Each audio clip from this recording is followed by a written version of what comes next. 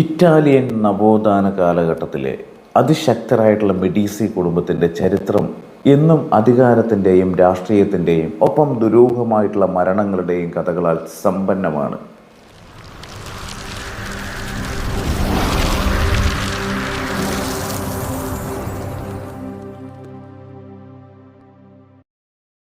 ഇതിൽ തന്നെ ഏറ്റവും കൂടുതൽ ചർച്ച ചെയ്യപ്പെട്ടിട്ടുണ്ടായിരുന്ന ഒന്നായിരുന്നു, അതായത് ഗ്രാൻഡ് ഡ്യൂക്ക് ഫ്രാൻസിസ്കോ ഒന്നാമൻ ഡി മെഡിസിയുടെയും അദ്ദേഹത്തിൻ്റെ സഹോദരൻ കാർഡിനൽ ജിയോവാനി ഡി മെഡിസിയുടെയും അകാല മരണങ്ങളെന്ന് പറയുന്നത്. 16-ാം നൂറ്റാണ്ടിൽ നടന്ന ഈ മരണങ്ങൾക്ക് പിന്നിൽ രാഷ്ട്രീയ പകപോക്കലിൻ്റെ ഭാഗമായിട്ടുള്ള ഒരു വിഷപ്രയോഗമാണെന്നായിരുന്നു 4 നൂറ്റാണ്ടുകളായിട്ട് ഏതാണ്ട് ചരിത്രകാരന്മാരും അതുപോലെ തന്നെ പൊതുജനങ്ങളും വിശ്വസിച്ചിരുന്നത്. എന്നാൽ ആധുനിക DNA സാങ്കേതിക വിദ്യ ഉപയോഗിച്ച് നടത്തിയ ഒരു പുതിയ പഠനം ഈ നൂറ്റാണ്ടുകൾ പഴക്കമുള്ള കൊലപാതക ആരോപണത്തെ പൂർണ്ണമായിട്ടും തള്ളിക്കളഞ്ഞിരിക്കുകയാണ്. ഇസ്രായേൽ സർവകലാശാലയിലെയും പിസ സർവകലാശാലയിലെയും ഗവേഷകർ ചേർന്നാണ് മെഡീസി സഹോദരന്മാരുടെ അസ്ഥികൂട അവശിഷ്ടങ്ങളിൽ നിന്നും DNA വേർതിരിച്ചെടുത്ത് പരിശോധന നടത്തിയത്. ഫ്ലോറൻസിലെ ബാസിലിക്ക ഡി സാൻ അതേപോലെ തന്നെ ലോറൻസോയിലുള്ള മെഡീസി ചാപ്പലിൽ സൂക്ഷിച്ചിരിക്കുന്ന ഇവരുടെ അസ്ഥികളിൽ നിന്നുള്ള സാമ്പിളുകൾ ചരിത്രപരമായിട്ടുള്ള തെളിവുകളെ ശാസ്ത്രീയമായിട്ട് ഉറപ്പിക്കാൻ ഗവേഷകരെ സഹായിച്ചു.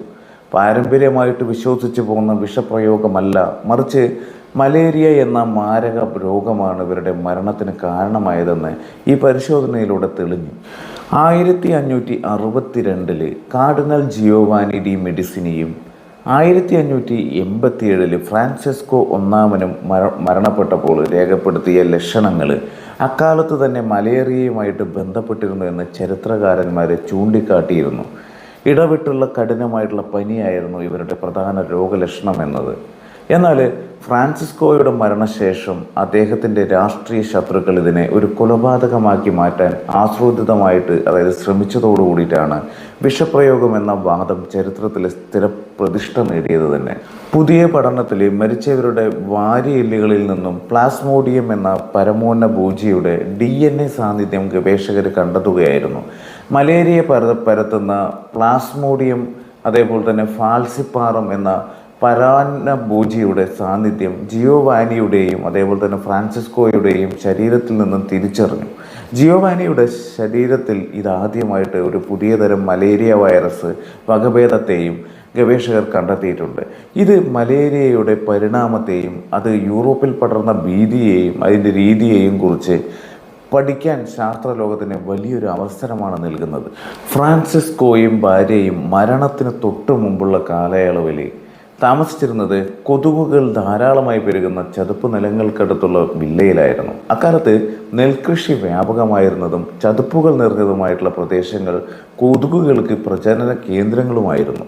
ഇതെല്ലാം തന്നെ കൂട്ടി വായിക്കുമ്പോൾ മെഡീസി കുടുംബാംഗങ്ങൾ മലേറിയ പിടിപെട്ട് മരിച്ചു എന്നത് ശാസ്ത്രീയമായിട്ട് പൂർണ്ണമായിട്ടും ഉറപ്പിക്കാൻ സാധിക്കുമെന്ന് ഗവേഷകർ പറയുന്നു. ഈ കണ്ടെത്തലിലൂടെ ഒരു രാഷ്ട്രീയ കൊലപാതകമെന്ന് കാലങ്ങളായി വിശ്വസിക്കപ്പെട്ട ഒരു സംഭവം ഒടുവിൽ ഒരു പ്രകൃതി ദുരന്തമായിട്ട് മാറുകയാണ്.